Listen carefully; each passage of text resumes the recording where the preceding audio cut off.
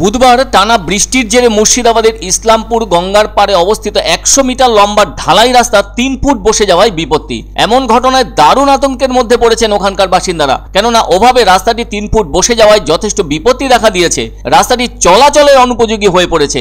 দ্রুত রাস্তা সংস্কারের দাবি জানিয়েছেন স্থানীয় বাসিন্দারা। তা না হলে বড়সড় দুর্ঘটনার কবলে পড়তে হবে তাদের।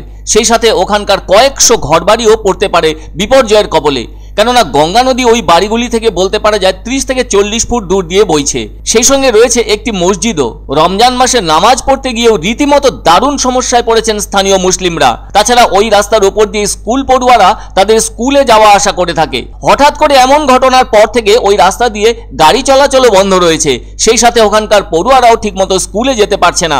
যাদের বাড়িতে গবাদি পশু আছে তাদেরও পক্ষে সমস্যা দেখা দিয়েছে, কেননা বাড়িঘর থেকে সামান্য দূরে ওই রাস্তা থাকায় এতদিন তো কোনো সমস্যাই হয়নি ওখানকার বাসিন্দাদের, কিন্তু গতকালের টানা বৃষ্টিতে ওই অঞ্চল জুড়ে বিস্তর সমস্যা দেখা দিয়েছে। এখন এই রাস্তা যদি কোনো কারণে ধসে গঙ্গা নদীতে চলে যায় তাহলে তো নদী চলে আসবে ঘরের একেবারে কাছে, যা আরও বেশি বিপজ্জনক হয়ে উঠতে পারে বলে আশঙ্কা গ্রামবাসীদের। এখানকার বেশিরভাগ বাসিন্দাই কৃষিকাজ অথবা মৎস্য বিক্রির পেশার সাথে জড়িত।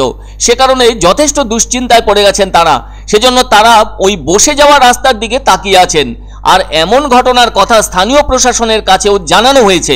তারাও বিষয়টিতে অবাক হয়ে যান। তবে বৃষ্টি যতই হোক না কেন, পাকা রাস্তা এভাবে তো বসে যাওয়ার কথা নয়, অথচ সবাইকে অবাক করে রাস্তাটির 100 মিটার পর্যন্ত অংশ বসে যায়, যা দেখলে মনে হতে পারে ভূমিকম্পের ফলে এমনটা হয়েছে। কেউ কেউ বলছেন গঙ্গার পাড় ঘেঁষে যেহেতু রাস্তাটি তৈরি করা হয়েছে, তাতে রাস্তার নিচের দিক থেকে বসে গেলেও তো যেতে পারে, যা অনেকটা বিপজ্জনকও বটে। তবে এমন ঘটনাকে প্রাকৃতিক দুর্যোগ হিসেবেই ধরা হয়ে থাকছে।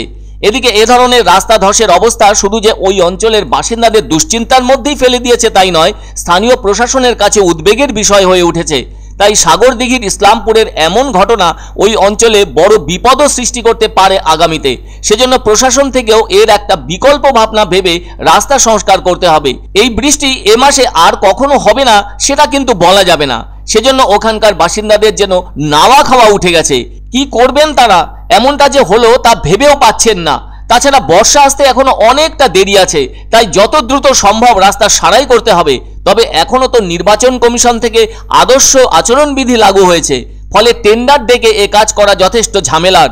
তাই এটা অনেকটা প্রাকৃতিক বিপর্যয়ের মতো ঘটনা। সেজন্য বিশেষ কোনো অনুমতি সাপেক্ষে রাস্তাটি ঠিক করানো যায় কিনা সেটা মূলত দেখার দায়িত্ব জেলা প্রশাসনকেই নিতে হতে পারে। এই রাস্তা ধরে আজিমগঞ্জ যেতে অল্প সময় লাগে, ফলে যানবাহন থেকে শুরু করে সব ধরনের মানুষ এই রাস্তা ব্যবহার করে থাকছেন। সকলেরই অভিমত সময় কম লাগে, তা না হলে আরেকটি বিকল্প রাস্তা আছে, সেটাতে সময় বেশি লাগে। তাছাড়া এতদিন পর্যন্ত তো রাস্তাটা ভালোই ছিল, কোনো রকম চিন্তা না করে তারা সকলেই দিব্যি যাওয়া আসা করছিলেন। কিন্তু চৈত্রের অকাল বর্ষণে যে তাদের এলাকার রাস্তার এত বড় একটা অংশ এভাবে বসে যাবে সেটা কোনোভাবে কল্পনা করতে পারেননি তারা। এখন যে অবস্থা তাতে যথেষ্ট দুশ্চিন্তায় পড়েছেন ওই এলাকার বাসিন্দারা। তারা সকলেই সামনে দিয়ে বয়ে যাওয়া গঙ্গা নদীর দিকে তাকিয়ে আছেন। তাদের এই রাস্তা কোনোভাবে গঙ্গায় চলে যাবে না তো?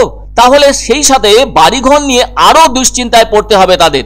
মানুষ চলাচল তো দূরের কথা, এমনকি সাইকেল চলাচলও মানুষের দুরবস্থা হয়ে পড়েছে।